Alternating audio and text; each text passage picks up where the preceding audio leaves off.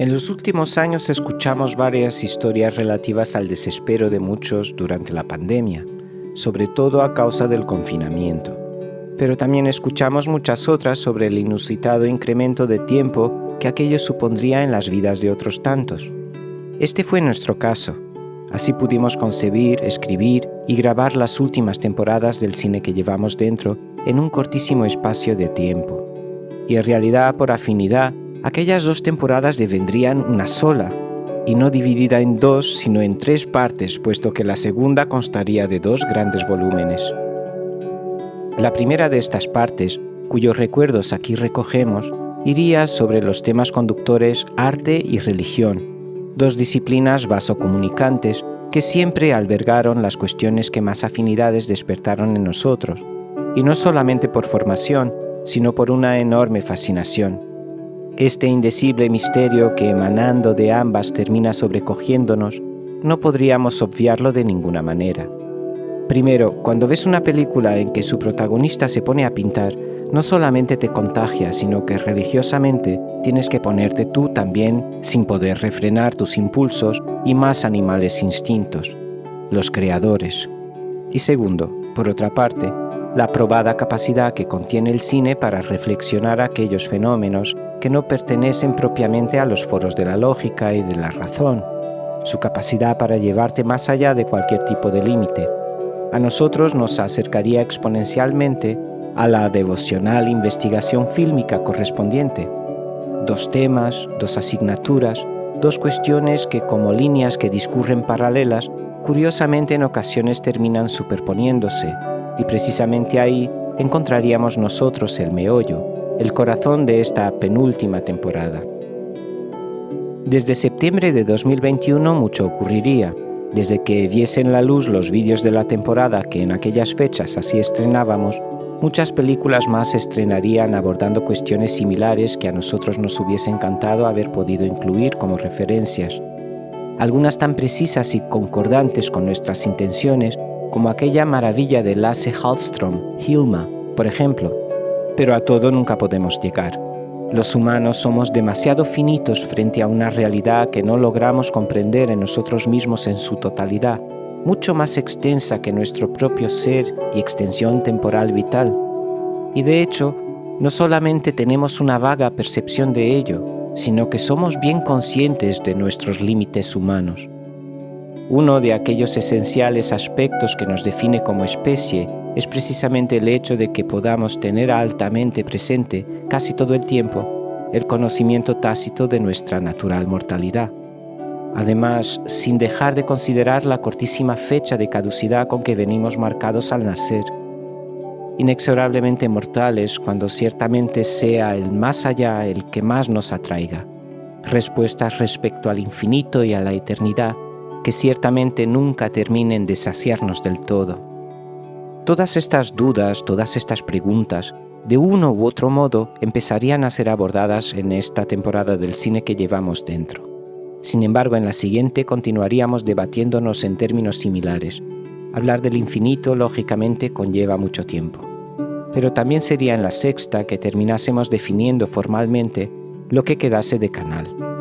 Porque aún habiendo decidido optar por presentar nuestros capítulos naturales completamente en off, en realidad nunca dejaríamos de dar la cara por completo.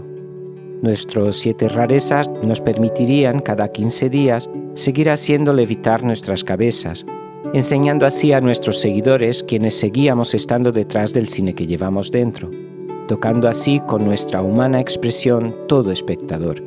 Y ahora, con esta dirección mucho más afinada, definida y directa, llegaríamos a la sexta temporada lo más alejados posible de los focos. Quizás no totalmente, pero casi del todo concentrados en la investigación, los textos y la edición, y todos nuestros esfuerzos nos empezarían a ser retribuidos en el proceso. Un proceso que habría devenido mucho más efectivo. Es decir, al haber sistematizado el contenido de esta guisa, nos volvimos mucho más rápidos y eficaces, y los 7 rarezas, por su parte, seguían siendo igual de divertidos que al inicio. Ciertamente nunca os lo contamos, pero ocasionalmente, casi desde el comienzo del canal, sopesamos la hipótesis de volver sobre un mismo autor más de una vez. En nuestro fuero interno, aquello de que muchos de nuestros adorados maestros fílmicos apareciesen relegados al constrictor entorno biográfico del Siete Rarezas, en cierto modo podría entenderse como una clase de menosprecio, y eso nos daba cierto apuro. La verdad es que de otro modo seguramente no habríamos logrado referirnos a todos ellos, ni de lejos hubiésemos alcanzado el número de autores cineastas que nos habitan y a quienes el Siete Rarezas nos ayudaría a acercaros. De hecho, los únicos que seguramente veremos como episodios menores los Siete Rarezas probablemente hayamos sido solamente nosotros dos. Nuestros seguidores, más que quejarse, por regla general suelen ser bastante agradecidos. En esta ocasión, los directores recogidos en nuestros Siete Rarezas serían Mike Leigh, Jonathan Demme, Isao Takahata, Małgorzata Szumowska, Ingmar Bergman, Paul Verhoeven, Jacques Tati, João César Monteiro, José Luis Cuerda, Brian De Palma, Liv Ullmann, Abel Gance, Terry Gilliam, Terrence Malick, Brillante Mendoza, Ang Lee, Teresa Villaverde, Pier Paolo Pasolini, Francis Ford Coppola y Sergei Eisenstein. Y luego los astros parecerían alinearse cuando la temporada recayese sobre ciertos derroteros políticos y empezase a ponerse de acuerdo consigo misma, intercalando vídeos naturales sobre el tema y los Siete Rarezas de los directores más políticos del mundo: Costa Gavras, Andrzej Wajda, Amos Gitai, Volker Schlondorf. Como explicábamos al inicio, cuando el COVID irrumpió en la vida del mundo entero, a nosotros concretamente nos pilló justo a mediados de nuestra quinta temporada, añadiendo más locura aún a nuestras reflexivas propuestas sobre teatro, y eso mismo, sobre locura. Y cuando de pronto tuvimos que quedarnos confinados en casa, enseguida nos pusimos a diseñar no solamente la sexta temporada, sino la sexta y la séptima. De hecho, como decíamos antes, esto es algo que se nota bastante. En muchos aspectos, la una y la otra dialogan libremente como si se tratara de una sola y enorme temporada. Ambas hijas de un mismo momento, muy particular y concreto en la historia de toda la humanidad. Algo nos tocó en cierto modo por igual a todas las criaturas del planeta, y quizás nunca nada antes había sido tan democrático, asolándonos a todos de modo totalmente transversal, como bien recogería Stephen Daldry en Together, ilustrando la más común y cinematográfica de las realidades del momento. Y cuando nos quedamos confinados, sin ni tan siquiera poder asomarnos a la ventana, mientras que a mí me dio por escribir lo que quedaba del cine que llevamos dentro, a la par, Carlos se pondría de inmediato con las ilustraciones. En un par de meses, quizás 3, teníamos la enorme tarea totalmente concluida. Más de 100 entradas preparadas. Las grabaciones de los audios de ambas temporadas también se harían sobre la marcha una vez quedaron concluidos los textos. Carlos empezó la edición de los vídeos con una eficacia nunca antes lograda. Y nada más haber terminado las grabaciones de los 7 Rarezas para ambas temporadas, que transcurrieron tan solo en poco más de una semana, teníamos toda la maquinaria más engrasada que nunca. En el caso de esta temporada en concreto, queríamos centrar al máximo nuestros esfuerzos en los temas conductores antes de entrar en consideraciones de otras posibles ideas. Sin embargo, como de costumbre, pronto terminaron colándose cuestiones como aquella de la política, que al menos históricamente en gran medida conlleva cierta conexión con la religión. Y al respecto se nos colarían además cuestiones como la del Holocausto, y en contraposición otro aspecto político mucho menos contemplado, como aquel del pueblo alemán que no tuvo nada que ver con los horrores del Tercer Reich y que nosotros tratamos de clarificar en el capítulo Heimat. Aquellos temas, como el transversal personaje del diablo, también precisamente por su intrínseca cercanía a la religión e ineluctable interdependencia de aquella, no podríamos evitar que se dejasen colar. Y luego, como no podía dejar de ser, con nuestras habituales excepciones y diversas clases de promiscuidad temática, esta vez se nos podría ver dedicándole un capítulo a otro religioso personaje, el del fugitivo, que si bien visto también algo de lo mismo conllevaría. Pero lo cierto es que como principio básico, desde el inicio de la temporada tuvimos claro que la temática religiosa nos persuadiría a tratar tantos credos como nos diese nuestro alcance en encontrar películas que nos hubiesen tocado en ese sentido, tratamos el interesante y revitalizado subgénero de terror en Los Paganos. Dirigimos el poliédrico capítulo Infiel ateo reencarnado sobre el Islam, el catolicismo y el budismo a partes iguales, siempre en conflicto con la descreencia total o parcial. Trabajamos en cuestiones morales expuestas en capítulos como Son tres multitud y Amante. Nos explayamos en el panteísmo de Ciro Guerra y Naomi Kawase y llegamos hasta las orillas de una cualquier isla perdida para fundirnos con la naturaleza en Náufragos. Respecto al arte, sobre el cual incidimos fuertemente en la presentación de la temporada, terminaríamos reflexionando sobre lo efímero en un emotivo vídeo sobre El sol del membrillo de Víctor Erice y de la enorme importancia de aquella película en nuestras vidas personales. El resultado de aquel trabajo, de nuestro acercamiento tan sincero y natural, de aquel tema tan conocido y cercano para nosotros, y luego los aspectos formales de la composición y de todo lo que a través de aquel vídeo sentimos haber logrado. Es que nos gustó todo tantísimo que resultados como aquel tan solo los habríamos soñado hasta entonces. Y si pudiésemos estar seguros de poder volver a reproducir semejantes hazañas, seguramente hoy mismo ya dormiríamos mucho mejor. Por otro lado, confesamos que en esta temporada del cine que llevamos dentro, nos hubiese encantado poder haber reforzado aún más nuestro amor por el arte y la pintura en particular. Seguro que de haber tenido ocasión, nos habríamos referido a películas como aquellas dos maravillas de Alexander Sokurov, El arca rusa y Francofonía.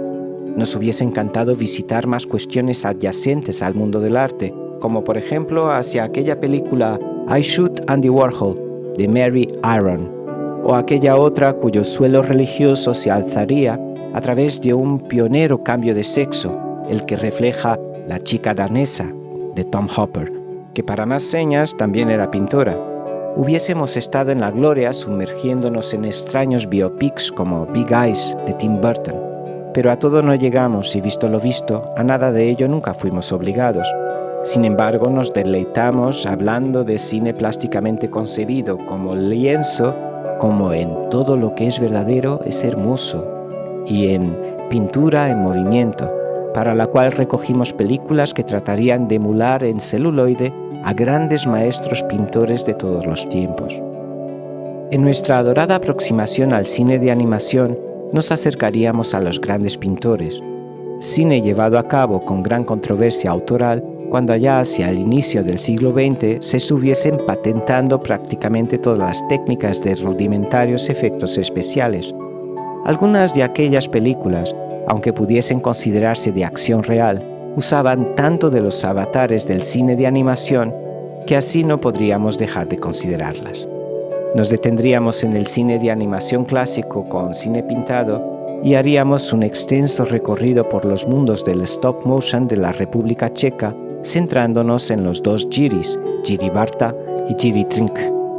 Nuestro listado de A a Z transcurriría por similares derroteros, como en la propuesta sobre el escultor Alberto Giacometti, el artista plástico alemán judío por afinidad Wolf Vostell, y a razón de nuestro peculiar enfoque sobre el imprescindible Marcel Duchamp, nos decidiríamos llevar a cabo un larguísimo ready-made, valga el contrasentido. Es decir, no escribiríamos absolutamente nada, sino que editaríamos un poco unas viejas entrevistas concedidas por el artista y simplemente yo las leería y Carlos las ilustraría en la edición del vídeo con obras del Dada, padre del arte conceptual. Tan seguros de nuestro cometido sin excesos de ninguna clase a nivel formal, que hasta nos dimos al lujo de pedirle a nuestra amiga Émilie Bertrand que nos hiciese la locución del capítulo del sci-fi dedicado a los viajes en el tiempo.